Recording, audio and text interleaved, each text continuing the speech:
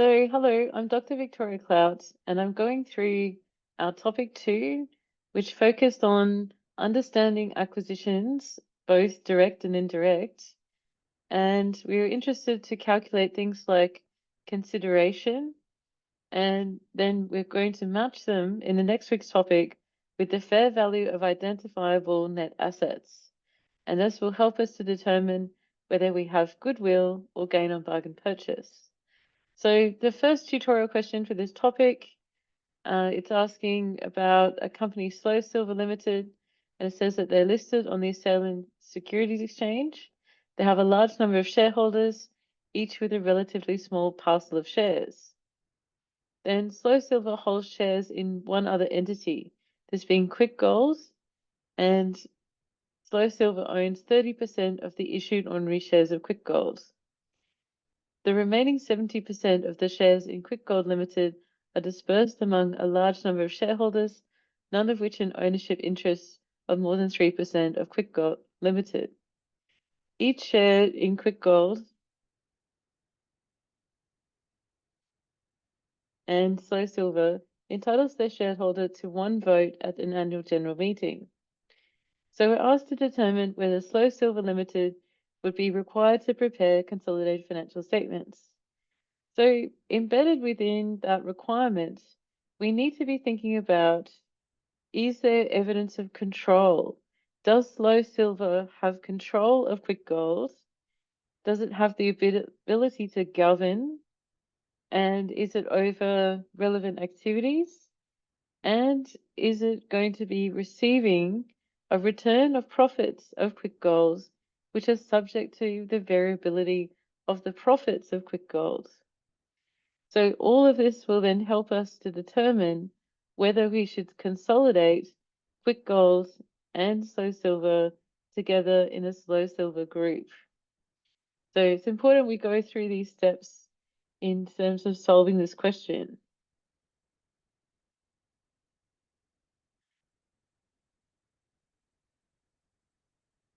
So first off, a question that we're interested in here as part of the solution is identifying whether Slow Silver has the power to control.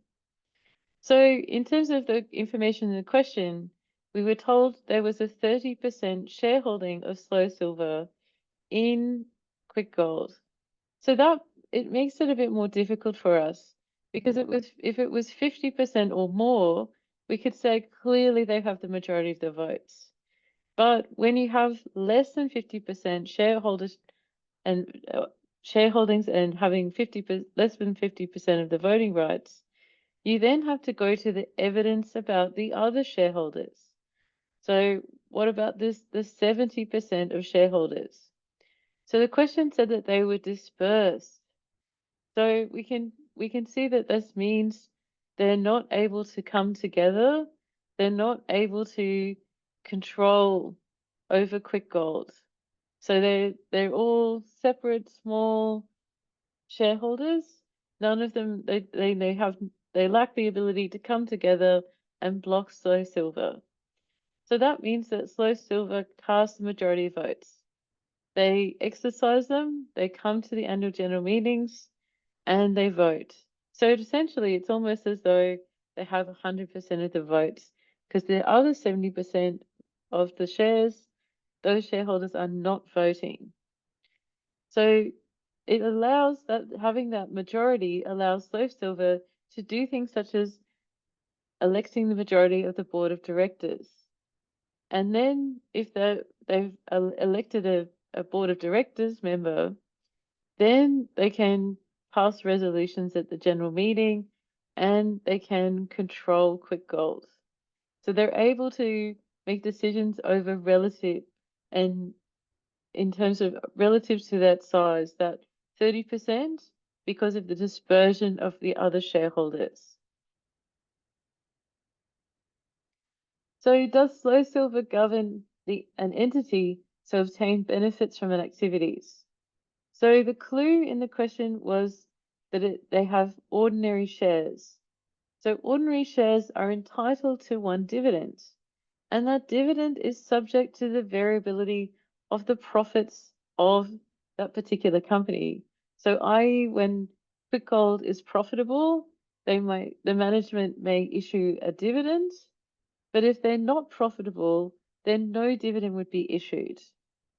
So Slow Silver is going to receive 30% of the dividends because they're an ordinary shareholder.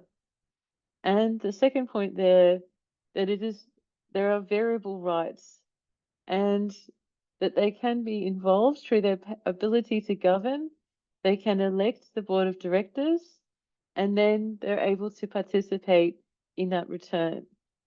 It would not have been the case if there were preference shares that Slow Silver held, because remember back in 2511, or the old version 1B accounting, that preference shares were often with a fixed return, and they could be cumulative. So that meant that they're not subject to variability. So the preference shareholders would accumulate a dividend until the company is profitable and it can issue a dividend. So therefore, based on this, that they have the ability to receive returns, and there is a variable return. Therefore, Slow Silver has control over Quick Gold. So does Slow Silver meet the criteria to be a reporting entity? This is also important as to whether the entire group should be preparing consolidated financial statements.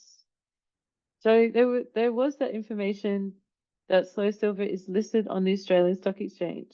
So based on the listing rules, they would need to prepare an annual report with the financial statements. But we can add in a bit more evidence here. We can say, okay, so the question told us Slow Silver had numerous small shareholders, and that they are unable to obtain information without having those financial statements generated. So a share means that these shareholders don't have preferential access. So they're not able to like just walk into the company's headquarters and say, hey, I'm a shareholder, I want your financial information.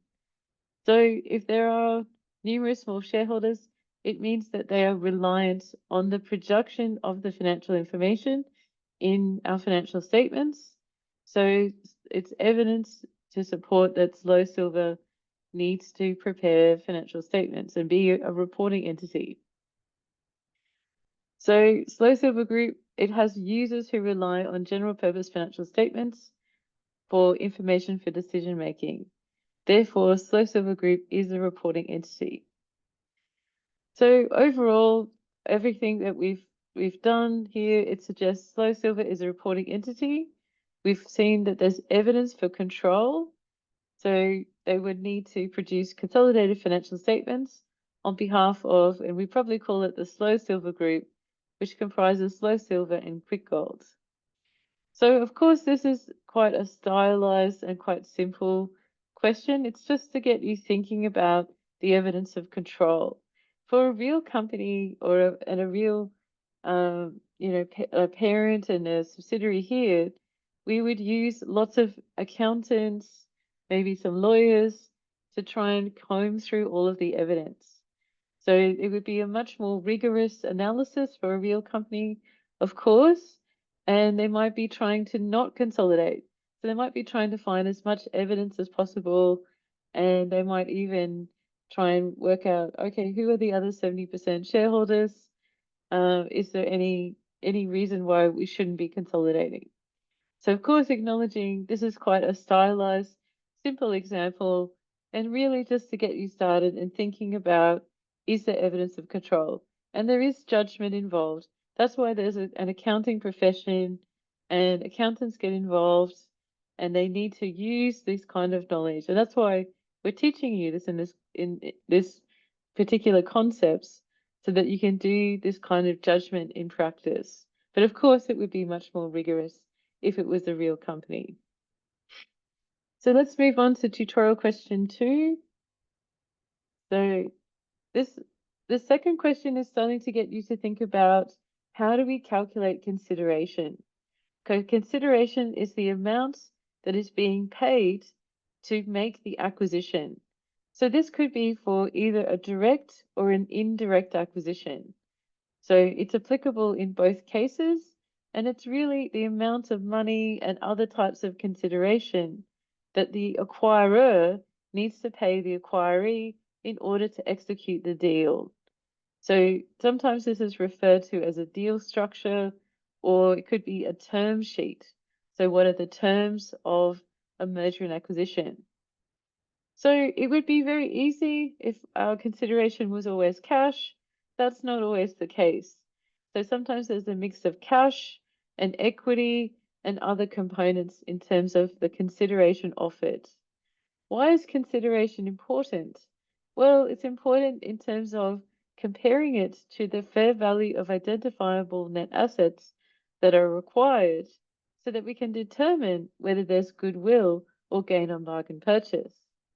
So this particular tutorial question, we're going to end up with 5 different types of consideration. So it's quite complex, but it's to give you a handle on lots of different types of consideration that might be included in a deal for the acquisition of a particular business entity or as part of this business combination.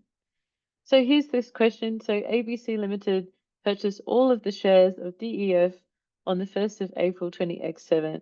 So this is 100% acquisition, and we're not told if it's going to be direct or indirect, and it doesn't matter too much.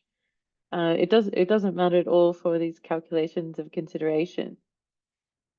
So the terms of the acquisition were as follows. So first off, there's a cash payment of 1.2 million on settlement. Then there is this next stop point, which it actually has quite a few different bits of consideration involved. So it says that there's an issue of 2 fully paid shares of ABC. So that means that the shareholders of DEF are getting shares in the acquirer ABC. They can then do whatever they want with those shares. They could sell their shares in ABC, or they could hold their shares. It's entirely up to the shareholders of DEF, but it's something they're getting as part of the deal. So they get 2 of those for all of the fully paid ordinary shares. And so we'll have to, so later in this dot point, it says they have 600,000. So it's going to be the 600,000 multiplied by 2.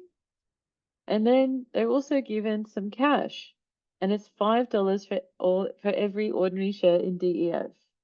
So we're going to use the $5, and we're going to use the 600,000 number of shares of DEF.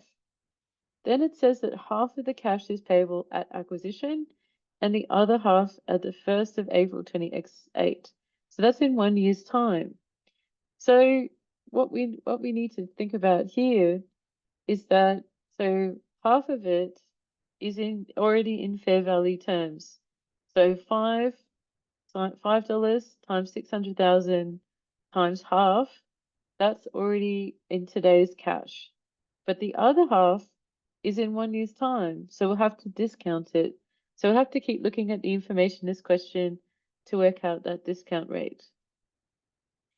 So then we're told that the share price of ABC has fluctuated between $4 and $7.50 per share over the past 2 years.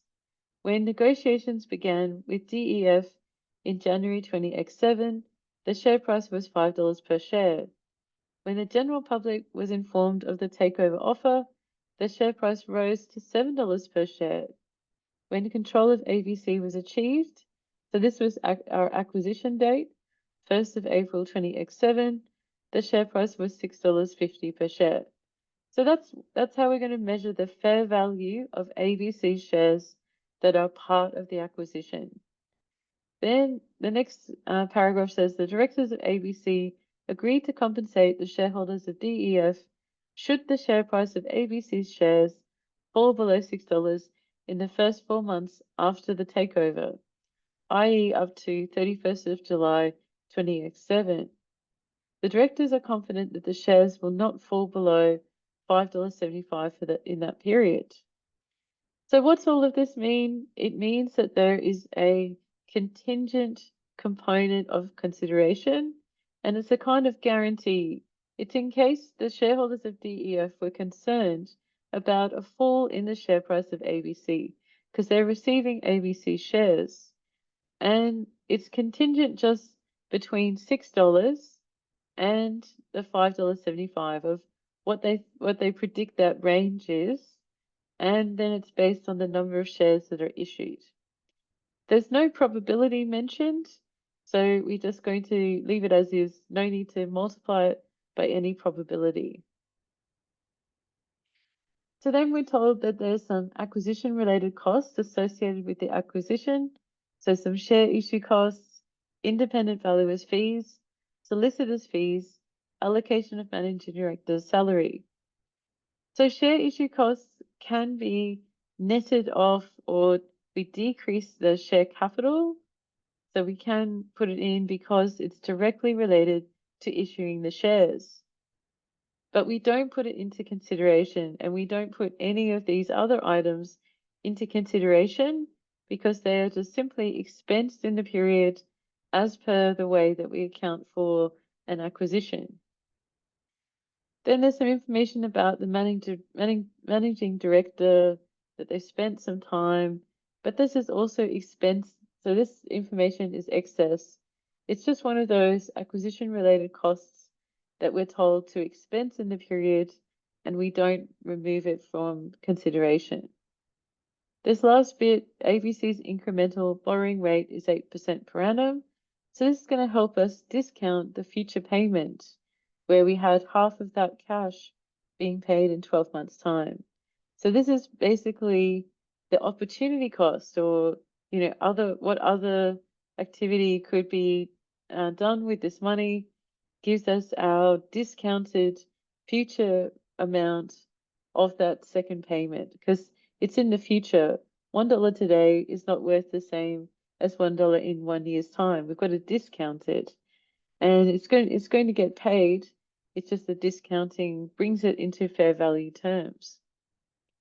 So we're asked to calculate the value of the consideration transferred into business combination of DEF at the 1st of April 20X7. So let's get into how do we calculate this. So our first component is quite straightforward. It's cash.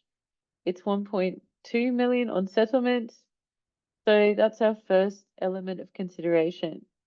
So we're going to put this in cash payable on settlement, 1.2 million. So already in fair value terms, no need to transform it.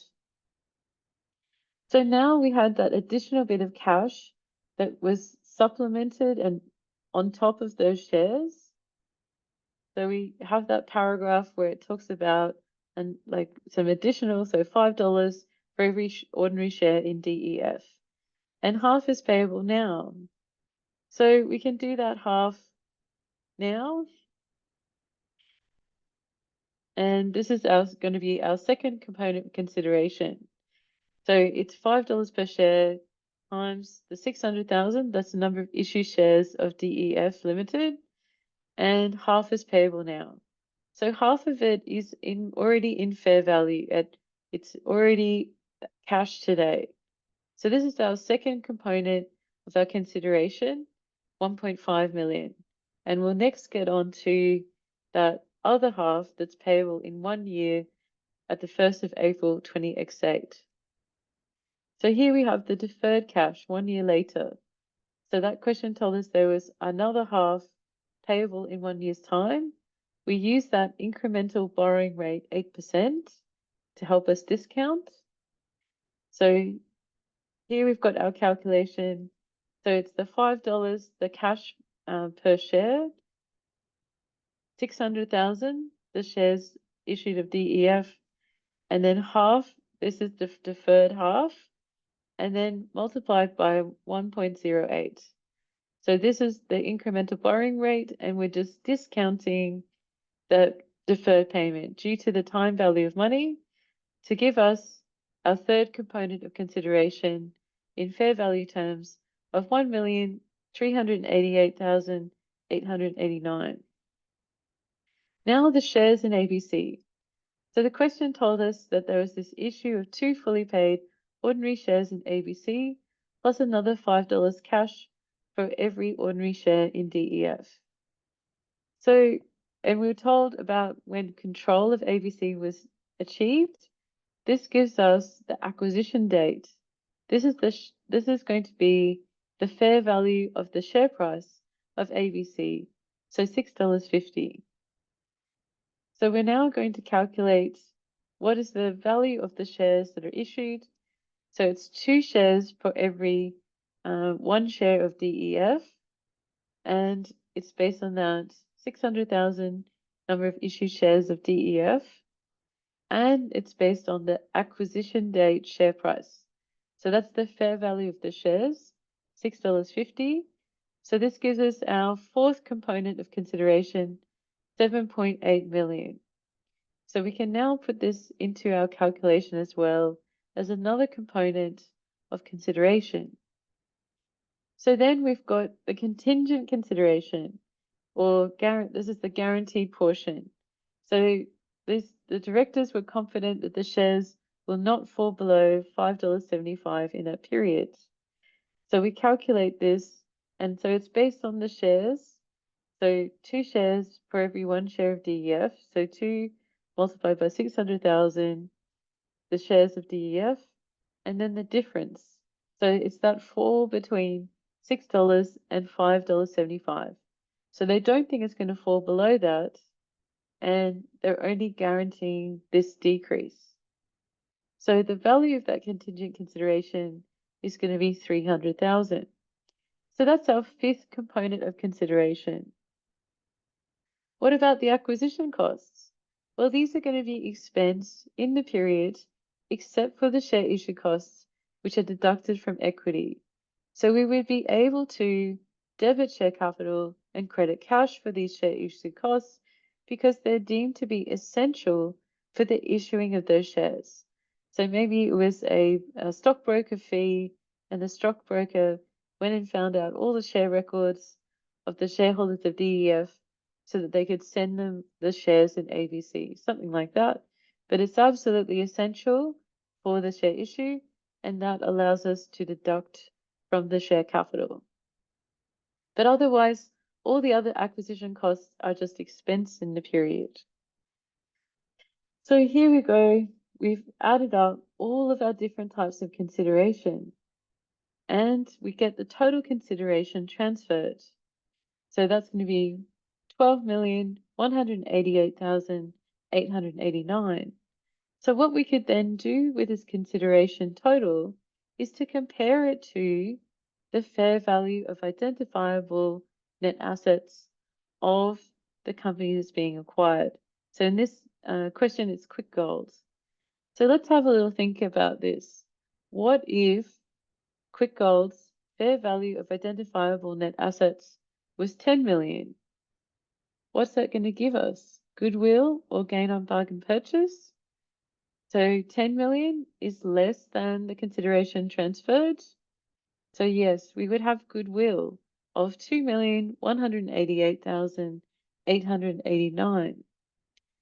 But what if the fair value of identifiable net assets of Quick Gold was 13 million? Well, in that situation, they've paid less than the fair value of identifiable net assets. So that means we would have gain on bargain purchase of 13 million minus 12,188,889. So I hope this explains this topic well, and do post questions on the discussion forum if you'd like to know more. And that's the end of this tutorial video. Thank you. Bye.